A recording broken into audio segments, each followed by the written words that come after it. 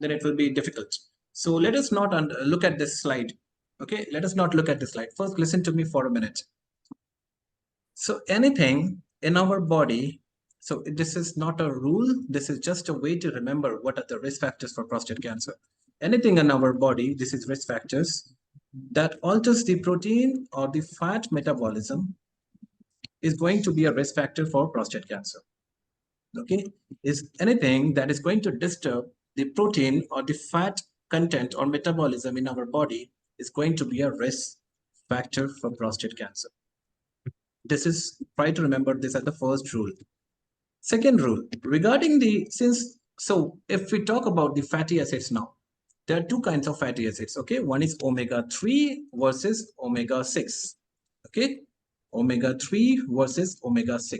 So one is a good one that decreases the risk of prostate cancer. Other is a bad one which increases the risk of prostate cancer. How to remember this? The more the fatty acids, bad it is.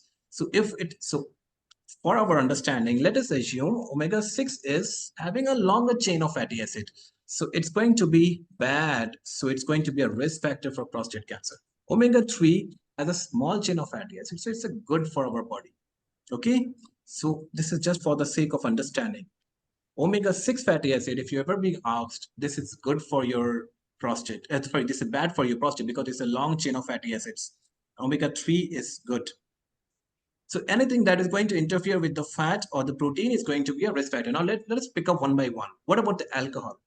Alcohol is going to definitely interfere with your liver metabolism. That is going to harm your fat and protein metabolism. So it's going to be a risk factor. Okay. What about the dairy products? So dairy products have a high intake of protein. So therefore it is going to be a risk factor. What about vitamin D? Vitamin D is also a fat soluble vitamin.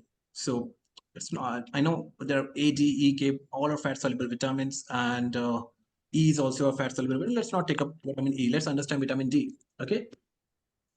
Vitamin D, the relation to vitamin D and the prostate cancer risk is a U-shaped curve. That means if there is a very low concentration, or if there's a very high concentration of vitamin D, there is going to be a risk for prostate cancer. So try to understand, for our sake of understanding, we will be knowing anything which interrupts the fat and the protein is going to be a risk factor. And one is an alcohol, second is the vitamin D, because it's a fat soluble vitamin, and third is the dairy products. And also, if we have to choose between omega-3 and omega-6, it's going to be omega-6, which is bad because it's a long chain of fatty acids. It's going to be bad. Again, if they give you, what about the red fat meat? Red meat, if they give you red meat, definitely it's a very high fatty acids. It's going to be bad for our prostate. What about the insulin-like growth factor 1? IGF-1 is again a risk factor. And this is said that the dairy products are actually rich in IGF-1.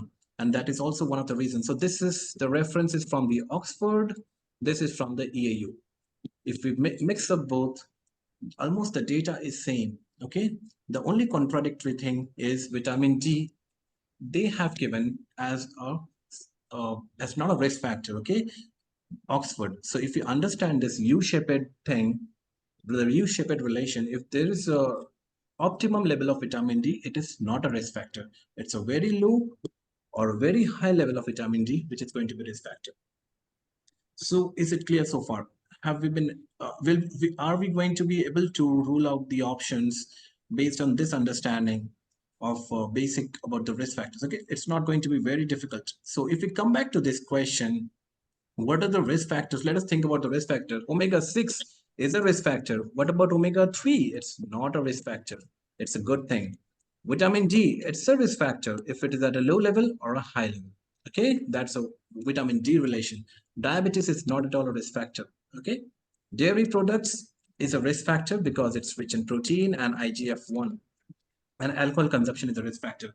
So diabetes is something which has not been mentioned anywhere. Okay, if you go through the literature, you will not find diabetes anywhere. Or if you have read this much and you get one of the options as diabetes, then it's not going to be, it's going to be very clear to you that's not, you have not read it. Okay, so you are going to mark for that. So you picked up 2, vitamin D and dairy, and probably both were not very close because we have not revised it on the day before exam.